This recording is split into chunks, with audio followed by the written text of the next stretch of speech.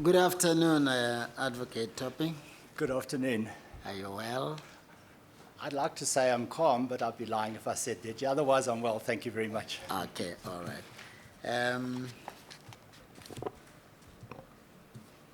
For how long have you been an advocate? Advocate since 1992. That's when I did my pupillage and qualified. I applied for Silk in 2012, but I got Silk in 2014. If you recollect, there was that challenge to the president being able to sign the honours. So I've been a Silk since 2014. Yes. And that was after how many years as junior? Is it 20? 20 years. As I've said before, I had this thing that I wouldn't apply for Silk until I'd done 20 years as a junior. Yes. And I just followed that. I always want to be confident that I can do something Sure. before I'm prepared to put myself forward to do it. Yes. And how did your Silk practice shape up? Very well. Yes, I'd like to say I'm busy. I've got a busy practice. It's going well. I've got a very satisfactory practice, if you want to call it like that. I'm in court very often. As you see, I'm a court practitioner as such. My junior days as well, always in court. Yes. And yes, touch wood, it's going well. And what are your major areas of interest or practice? Initially, as you can see from my CV, I prosecuted for a while, and then obviously one does criminal matters at the beginning when you're at the bar, but it's developed more into a civil practice. I've done a lot of commercial work, working for banks, your liquidations, leases, that type of thing, and then mainly going into personal injury, also into medical negligence, that type of thing, acting for plaintiffs. Yes. That's, if I can say that, that's the main part of my practice, which I find very rewarding. Just to help you come down first, Yes. let's talk a bit about this medical malpractice. Yes. Is it born out of ignorance to say that there has been a proliferation of medical malpractice cases recently? Yes. When I wouldn't say recently, I can say over the last maybe 5-6 years. Yes. I think maybe it's because of possibly more information being disseminated amongst claimants, Yes. knowing their rights. Yes. I think that's what it is. I don't know if it was always there, because there was always medical negligence in the past, but more prolific now. Yes. And unfortunately, a lot against the state hospitals and that type of thing. Yes. And I think a lot of it dealing with birth defects because of Sure. birthing. That's the main part of Yes. it from what I see. And would you say that what is being paid out by the state for medical malpractice is, generally speaking, reasonable, or, without knowing the finer details, much more than ought to have been paid? Well, look, I'm talking about my practice now and what I do and what the people I'm associated with at the bar that do these claims. One works out very carefully via a number of expert witnesses, and one tries to predict as to what the child will need in the future by way of therapies and physiotherapy and this type of thing. And once you get the numbers, one can work it out actuarially. So the cases I've done, I'll say the payment is fair because it's very well worked out. And Yes. it's a once and for all rule. One can't come back again, as it were. Yes. And I think on the last occasion I was here, I think I said the same thing. A flaw in the system, if one wants to call it that, where I see it, it's at the bottom line, it's state money. A lot of these claims go into millions and multi-millions. Serious millions. Serious millions. Yes. Yes. You know, I don't know if I raised this with you the last time you were here, but since it bothers me and I'm trying to have you get to that state of calmness, you see, part of my concern has been this. Where contingency fees Yes. are to be paid, Yes. there is a demand for immediate payment of the totality of what is the claim, Yes. what is supposed to be paid for the claim. Even if some of the money will be needed several years down the line. Yes. But say it is 50 million.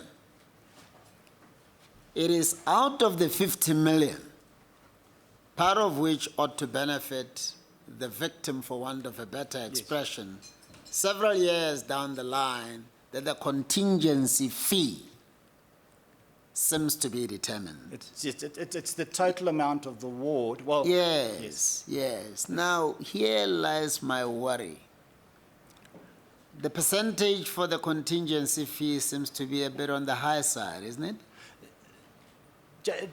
There's the Contingency Fee Act that regulates it, and what that states is that it's a fixed percentage. And I've never worked on a contingency, so I don't know the percentages. So It's either the Act has fixed the percentage? call it 20 or 25, or double the amount of what the hourly rate would be of that attorney, whichever is the lesser. So in other words, a 20 million rand claim. Yes. Now, a 20 I don't know if million the attorney rands could claim would, if you were to apply the Act, how much does that give you? It would end up, look, I don't know because I don't know the attorney's bills and stuff like that, but what would happen in a 20 million rand claim, I can't see how you can justify 20% of that payment as a fee.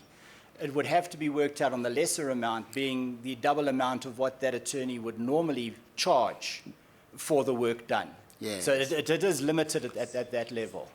Well, I've seen it run into serious millions. That's Yes. why I'm asking. Look, I've never been personally involved because, like I said, I've never worked on a contingency basis. I charge my normal fee, and Yes. that's as far as I go. I was looking more for your guidance, Yes. just generally speaking, considering the fact Generally speaking, that, yes, considering the fact that, you know, those who would have to settle for these contingency fee arrangements are the thoroughly financially under-resourced.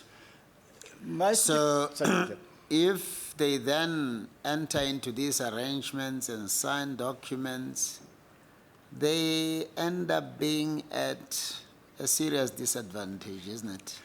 at the level, there might be two sides to a coin because your normal litigant hasn't got the money to fund the litigation. Sure.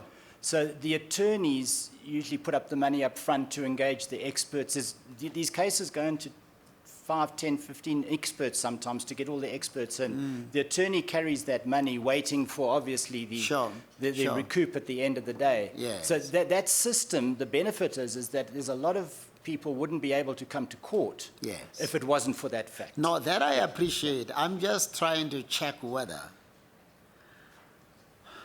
society can sit back comfortably, assured that the system is not being over-milked Yes. to the detriment of the already disadvantaged. Yes. I don't think so. I think Whether it's RAF or whatever else. but the point being is that that system allows litigants to get paid at the end of the day, where if it wasn't there, those persons wouldn't get paid and wouldn't get, the child wouldn't get the proper care and so forth. No.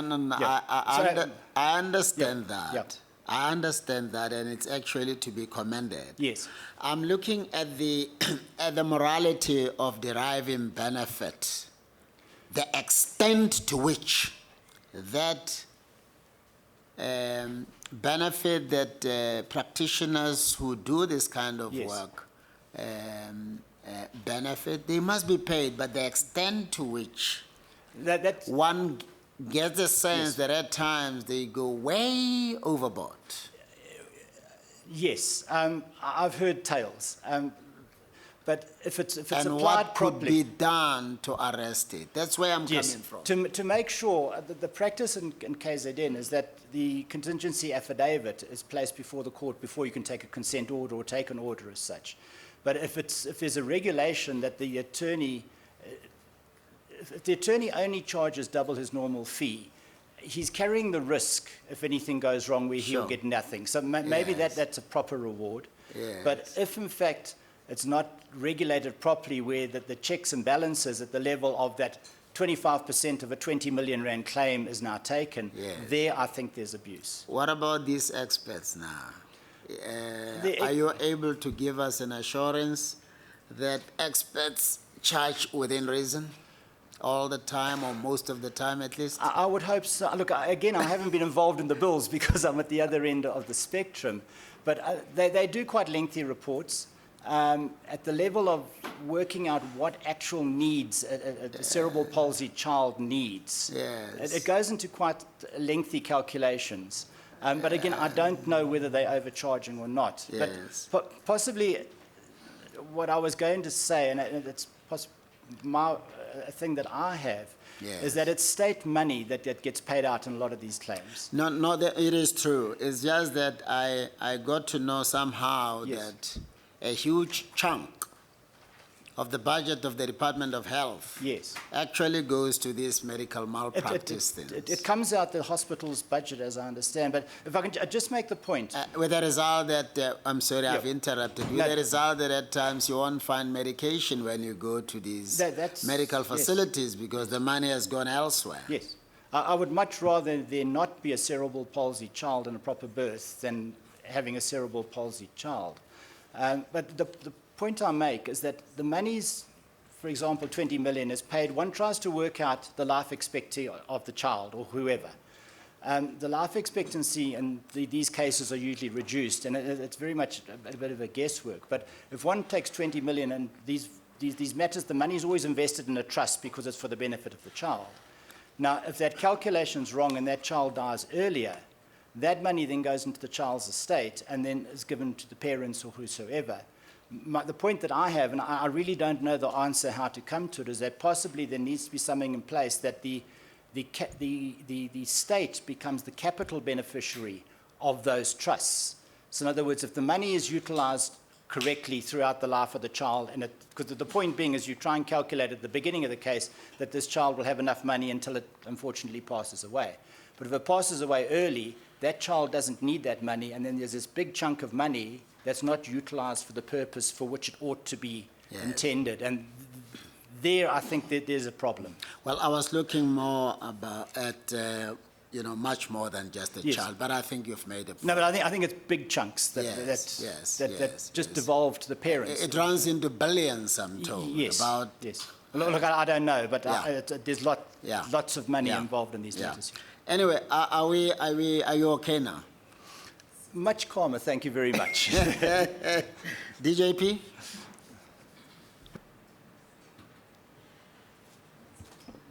Thank you, CJ.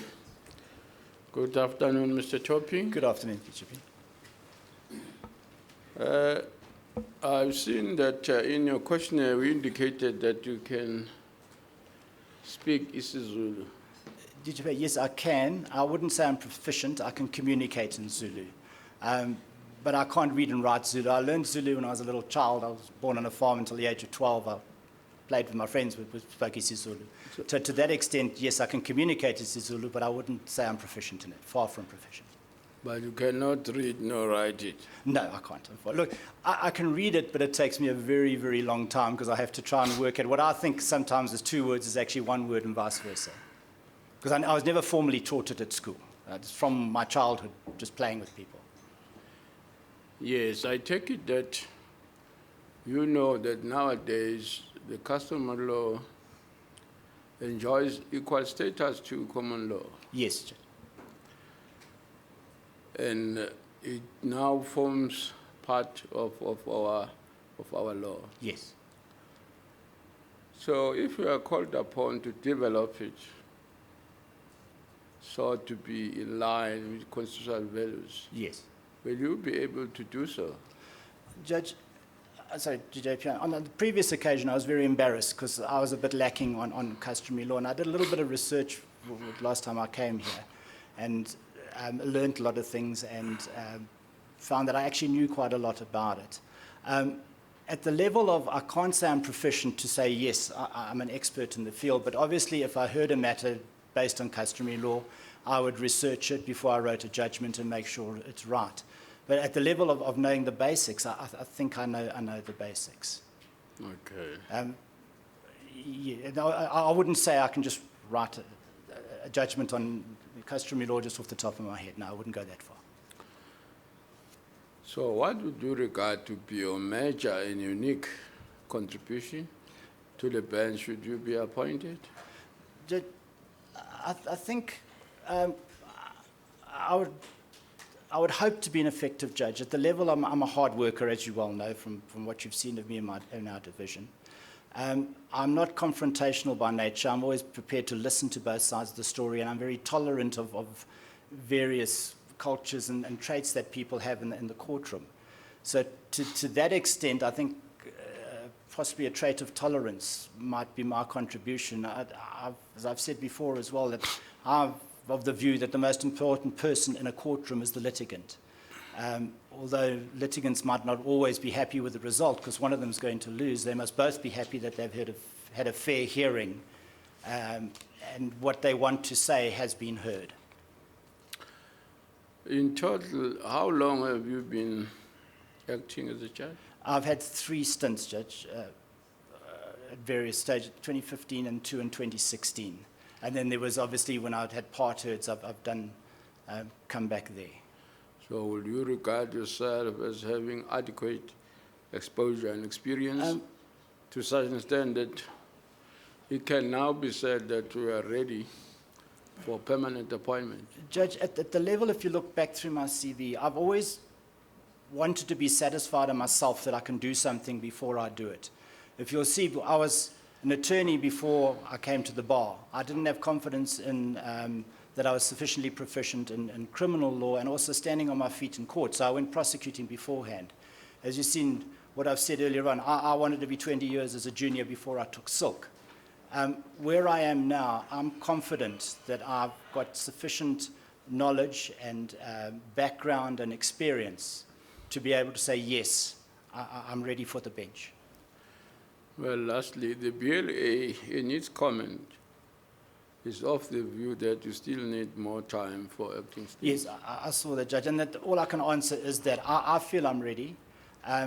From what you've seen of me on the bench and the judgments I've written and the reports I've had of people, advocates appearing before me, I've had no adverse complaints, and if anything, people have said to me in private, you're good on the bench. So I'm confident, yes, I can deal with it without any further acting stints. Thank you, CJ. Thank you, DJP. Thank you, DJP. For what it is worth, you know, I used to think that the bill on medical malpractice was 40 billion. Yes. I'm told it has since risen to 60 billion per annum, just on Yes. claims. I'm sad to say I'm not surprised. Yeah. MEC? Thank you, CJ. I'm okay. Thank you, MEC. Minister? No, thank you, CJ. Just a follow-up on this medical malpractice. In fact, I was with the Minister of Health yesterday after the memorial, and we talked about a possible option we might want to put forward through legislation. I don't know, I was telling the CJ, I don't know if they will rule us constitutional or unconstitutional, but that's a matter for another day. Yes. And of course, we both concede, me and the minister, that that's the state's case on the evidence Yes. was not a good case at the Yes. Concord. So, CJ, we don't blame you for ruling against the state, at least this time. Even if you did, I wouldn't mind. But hopefully we'll be better prepared next time we come back to you.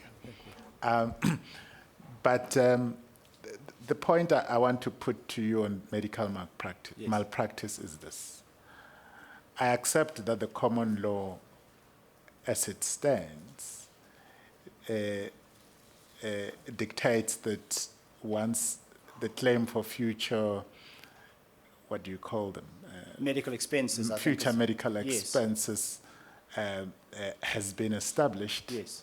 You must pay in full and full and final settlement or something Yes. to that effect. It's a once-for-all A rule. once In other for words, all, once whatever- you've worked it out, you can't come back. Whatever If it's- the lingo is. Yes. Now, the difficulty I have with that principle is this.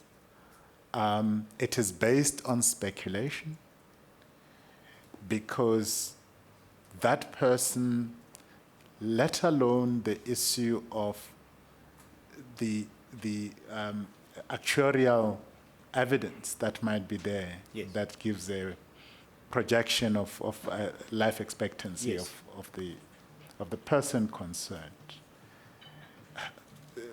Somebody might be knocked down by a car tomorrow Yes. and not even get to the point of requiring a single cent for that future medical expenses. I can understand all the other categories of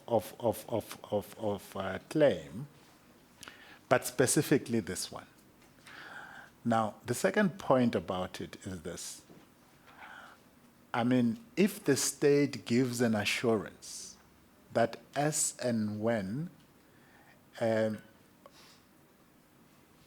occasion arises for any such expenses and care being provided by whoever, public or private, for that matter, even undertake to say, even if it meant obtaining such care overseas at a much higher cost, whatever it might be, we guarantee as a state, and of course as a state we are going nowhere. I mean, the state will be there forever. We are guaranteeing that we will actually at that point satisfy the claim so that there's no need to prove the claim, to send the sheriff or anything. It's just automatic. You have a certificate. It guarantees you there is a system. Whenever you incur the cost, you don't negotiate with anybody. You go anywhere, and they submit the claim, like medical aid works. Basically, a form of a medical. Your mic is off, advocate. Your mic is off. Yeah. Just keep it on. Yeah. Thank Sorry, you. I do apologize. So I the think I state touched you. gives full undertaking. Yes. All right? And it doesn't matter whether that person lives even beyond the projected Yes. period. Would you have any difficulty with the law providing in that manner? And if so, where would the difficulty be? Obviously, that would be a departure from the common law. Yes, it would be. Obviously, that would require statute which is not in Yes. place, I accept. Yes. But in principle, where would you have difficulty with such a law providing to that effect? The comment I make is that it might be a very cumbersome system, and the cost of running that system under time, because it will build over time and one will get more and more and more and more claims. That's why I suggest, well, the shorter version is what I Pardon was... me, I don't understand the logic of what you've just said. In other words- more and more claims, Well, on what basis? At the level of, say, for example, you've got one child now. Now, there's an undertaking given that that child will receive various medical claims, and these children need about 10 therapists and medical practitioners and case managers to make sure that they're okay. Now, you've got that running. Now, that is just one child. Now, you get 2 claims, you get 3 claims, you get 4 claims. That's just in 1 And month. the state says we'll pay all of that. We But- have the resources. But you Well- might be creating a mechanism where the administration of all those claims No, but you eventually simply use the outweighs- medical aid scheme, Yes, which is already an existing system. Look, So you that's the don't only- even have to invent yes. a new scheme. You just appoint a medical aid and say, you, the Yeah. medical aid, through a procurement system in government, which is a competitive system, you award it, and that particular medical aid But scheme is awarded, or more than one medical schemes, or all the medical schemes in South Africa, for In example, to principle, administer it on behalf of the state. In principle, I can't say anything against it, because what you're doing at the end of the day with this trial is that you are ensuring that this child is cared for medically until it passes on. And that's what one tries to work out. Common law says you've got to do that once and for all and work it out at the beginning of the claim. So at that level, as long as the system is in place, and paramount is the child and the need of that child, if a system is put in place where that system works efficiently, that child will be cared for the rest of its life, I can't see Now, you've anything answered against me. that. Thanks for that. Yeah. Can I ask you a last question? Yes. Now, I believe that there's sufficient evidence that when it comes to medical malpractice claims, there has been a long history of MVA as well. There has been rampant abuse, not only in the form of fraud even, not only against the state, but actually against the claimants, in Yes. that there has been practitioners who, barring the point that the Chief Justice alludes to, where you have a legitimate 25% or whatever in terms of law, where people literally take a significant bulk Yes. of the claim that is due to the claimant in full contravention of the law. Yes. I can't say this doesn't happen, because I've also heard stories, but I don't want to. Yeah, no. Yes. The question is, what is it that the profession itself, in your opinion, should be doing to quarantine itself of this, not only perception, but reality? Yes. Or is it, in your opinion, purely the responsibility of the state to police the profession in ensuring that these abuses are stamped out? In other words, you as the Bar Council, the law societies, do you believe that you have a responsibility and that you don't have to wait for the state? Yes. Including educating claimants of their rights and taking steps to protect them actively? I think it's a question of ethics at the end of the day, and if anything, again, just thinking off the top of my head, is that if a system could be put in place that once a trial is finished and the monies have been paid, that the taxing of a bill is part of a procedure that has to take place before the attorney can get paid. In other words, he has to show that he has complied with the law at the level of not taking more than 20%, or not taking more than double his fee. Do in you fact it was. support, if I may, Yes, sir. do you support the resistance that, as I understand, has been mounted by the profession to say that the payment must go directly to the practitioner and leave it to the practitioner to pay whatever is due to the claimant? Or would you support an idea that a system be established where payment is given directly to the claimant or the trust or whatever established to support the claimant, and that the attorney is paid directly for the fees that are due Yes. to them in terms of whatever arrangement? I've got nothing wrong in principle, but I wouldn't support that these vast amount of monies be given to the claimants. They must go into a trust and be protected at some level. Hence, I included the trust. Yes, in other words, the money has to go. In other words, it doesn't really, what normally happens is the order is that the money goes to the attorney, then the attorney is then directed to pay to the trust. So it's all part of a court order. But I see nothing wrong with the formation, the direction of a formation of a trust, monies be paid into the trust, and then the attorneys be paid out or whatever, and then a policing on those fees if there is abuse. So it should more be a question of establishing a system Yes. of monitoring and Yes. ensuring that Yes. corruption is stamped out of professional malpractice in this area. Because bottom line, if the case is run and calculated correctly, that amount of money has been calculated that child needs to sustain it for the rest of the life. The more you take out of that fund, the more that calculation is wrong and more that child is at risk. Thank you, Chief Justice. My apologies for... Yeah, it was particularly So, long. and I apologize for interrupting you. Commissioner Nyambi. Thanks, CJ. Afternoon, Advocate. Good afternoon. You have been interviewed for this position in the past. Yes, I have, twice. Any particular thing that is significant that you want the panel to consider so that we can arrive to a different conclusion? I think I've put everything out in front of everybody on the previous occasions, and like I say, I think I'm competent enough to take up a position as a judge, and will do a very good job. I've said in the past, I'm very hardworking, I'm dedicated, and I'm committed to to doing and being elevated to the bench.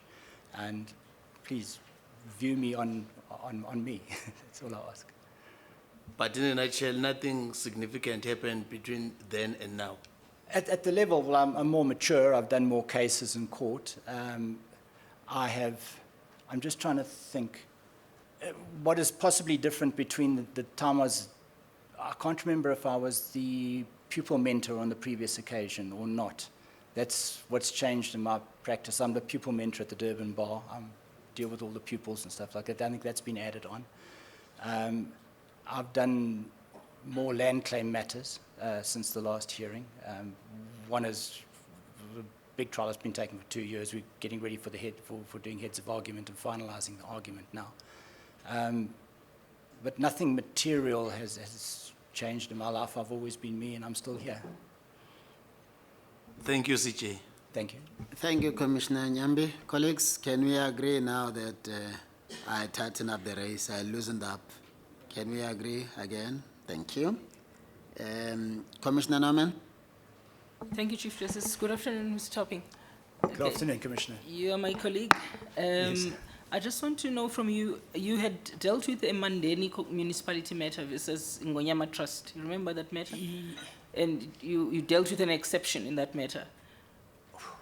Yes, I did. As a judgment, yes, sorry, yes, I'm following you. As an acting judge. Yes. But my interest is, did you subsequently deal with the trial of that matter after the particulars of claim were amended? No, I haven't.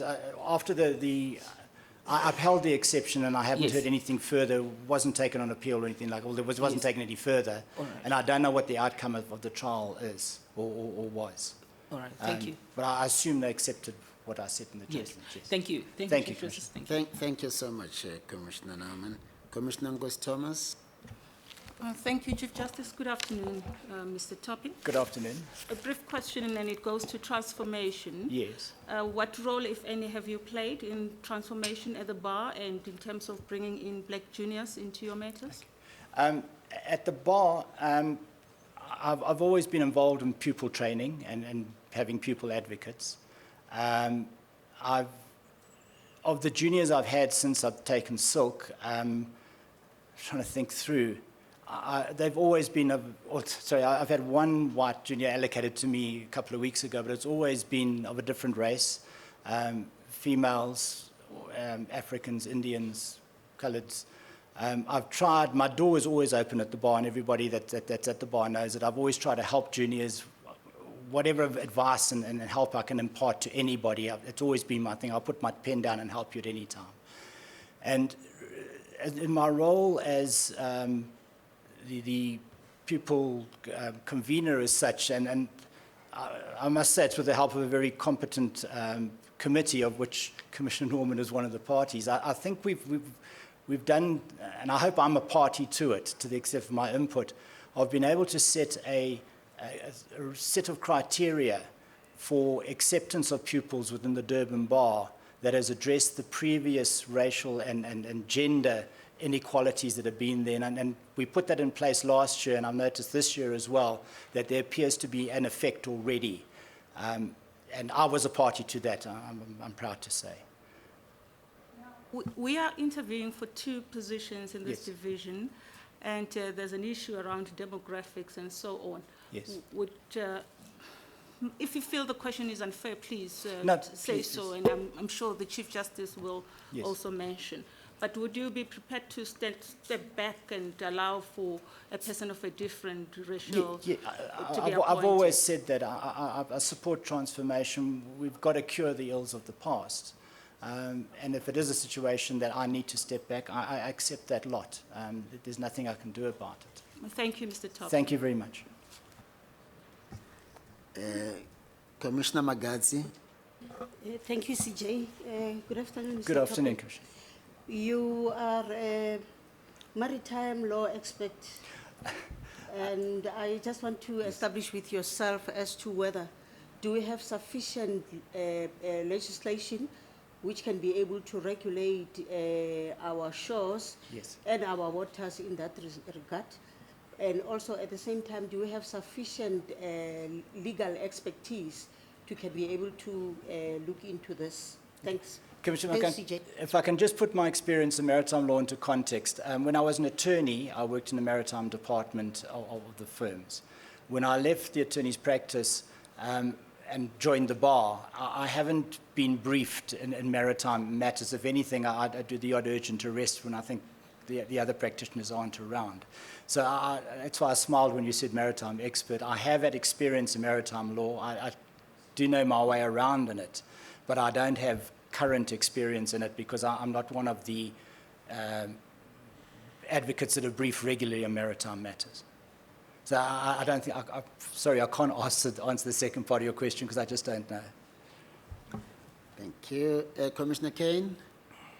Thank you, CJ. I've been covered. Thank you so much. You are excused, Mr. Topping. Thank you very much. so Thank you very much. Thank Thank you for your time. Thank you.